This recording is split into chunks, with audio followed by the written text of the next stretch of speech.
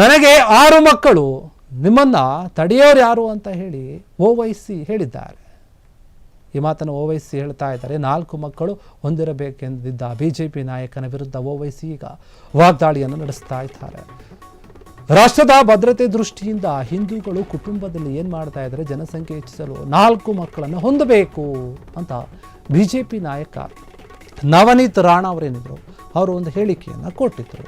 ನವನೀತ್ ರಾಣಾ ವಿರುದ್ಧ ಈಗ AIMM ಮುಖ್ಯಸ್ಥ ಆಗಿರುವಂತಹ ಅಸಾದುದ್ದೀನ್ ಓವೈಸಿ ಏನಿದ್ದಾರೆ ಅವರು ವಾಗ್ದಾಳಿಯನ್ನು ನಡೆಸಿದ್ದಾರೆ. ನನಗೆ 6 ಜನ ಮಕ್ಕಳಿದ್ದಾರೆ ಅಂತ ಓವೈಸಿ ಹೇಳಿದ್ದಾರೆ. ನೀವು 4 ಮಕ್ಕಳನ್ನು ಹೊಂದುವುದನ್ನು ತಡೆಯುವವರು ಯಾರು?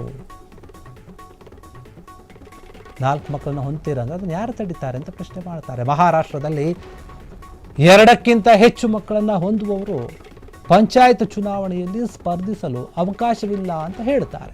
ಇನ್ನು ತೆಲಂಗಾಣದಲ್ಲಿಯೂ ಕೂಡ ನಿಯಮವನ್ನು ಬದಲಾಯಿಸಲಾಗಿದೆ. ಈ ಒಂದು ವಿಚಾರವಾಗಿ ಇದೇ ವೇಳೆ ಆಂಧ್ರ ಪ್ರದೇಶದ CM ಆಗಿರುವಂತಹ ಎನ್ ಚಂದ್ರಬಾಬು ನಾಯ್ಡು ಅವರೇನಿದ್ದಾರೆ, RSS ಮುಖ್ಯಸ್ಥ ಆಗಿರುವಂತಹ ಮೋಹನ್ ಭಾಗವತ್ ಸಮ್ಮುಖದಲ್ಲಿನೇ 3ಕ್ಕಿಂತ ಹೆಚ್ಚು ಮಕ್ಕಳನ್ನು ಹೊಂದುವ ಬಗ್ಗೆ ಮಾತನಾಡಿದ್ರು ಕೂಡ. ಹಾಗಾದರೆ ಇಲ್ಲಿ ಯಾರೋ ನಿಮ್ಮನ್ನು ತಡೆಯೋದಿಲ್ಲ, ಅಥವಾ ಯಾರೋ ನಿಮ್ಮನ್ನು ಪ್ರಯತ್ನ ಮಾಡಿದ್ರಾ? ಇಲ್ಲ ತಾನೆ, ಯಾರು ಕೂಡ ನಿಮ್ಮನ್ನ ತಡೆಯೋದಿಲ್ಲ.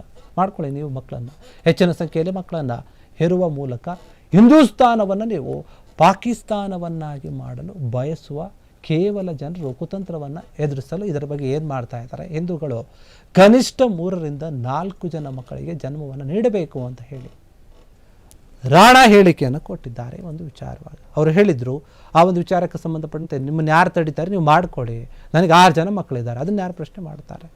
ಅವಶ್ಯಕತೆ ಇಲ್ಲ. ನಮಗೆ ನಮ್ಮದೇ ಆದಂಥ ರೀತಿ ಇರುತ್ತೆ, ನಿಮಗೆ ನಿಮ್ಮದು ಇರುತ್ತೆ, ಯಾರು ಹೆಂಗಾದರೂ ಇರಿ.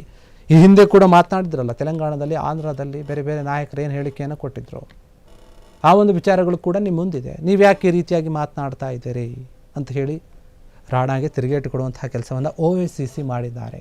ಈ ಒಂದು ವಿಚಾರ ಅಸಾದುದ್ದೀನ್ ಓವೈಸಿ ಏನಿದ್ದಾರೆ ಅವರು ಈ ರೀತಿಯಾಗಿ ಪ್ರಶ್ನೆ ಮಾಡಿದ್ದಾರೆ. AIMM ಪಕ್ಷದ ಮುಖ್ಯಸ್ಥ ಆಗಿರುವಂತಹ ಅವರು ಹೇಳಿಕೆಯನ್ನು ಕೊಡ್ತಾ ಇದ್ದಾರೆ. ನನಗೆ 6 ಜನ ಮಕ್ಕಳಿದ್ದಾರೆ, ನೀವು 4 ಮಕ್ಕಳನ್ನು ಹೊಂದುವುದನ್ನು ತಡೆಯುವವರು ಯಾರು? ಹಾಗಾದರೆ ಈ ರೀತಿ ಪ್ರಶ್ನೆ ಒಂದು ಕೇಳ್ತಾ ಇದ್ದಾರೆ. ಇದಕ್ಕೆ ಏನೋ ಅವರು ಗೊತ್ತಿಲ್ಲ. ಆದರೆ ಈ ಒಂದು ವಿಚಾರವಾಗಿ ಯಾರು ಎಷ್ಟೇ ಒಂದು ಮಕ್ಕಳು ಹೊಂದಬೇಕು ಅನ್ನೋದು ಅವ್ರಿಗೆ ಗೊತ್ತಿರುವಂತಹ ವಿಚಾರ ಆಗಿರುತ್ತೆ.